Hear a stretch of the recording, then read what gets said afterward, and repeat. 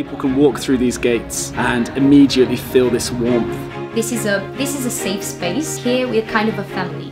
I was gonna just stay for, a couple nights and then get my own place once I got oriented in town.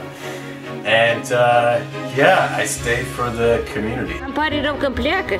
Deci mă atașez de ei și plâng când pleacă. It's a sense of belonging. It's a sense of I am enough. I want to give more. It's hard to put words to what I feel about this place, but I felt like I was coming home. I'm really shy and I had problems to talk to people and stuff like that, but I feel the most calm when I'm surrounded by people. It's the place with the most sense of belonging I've ever found in my life. You will not find a place in Bucharest or in Romania that's like T5. When I think about Bucharest, the things that come to mind, 90% related to T5 social. I do feel this is a home base. What I enjoy the most is talking to people, actually. This is just the right place. The opportunity to learn English.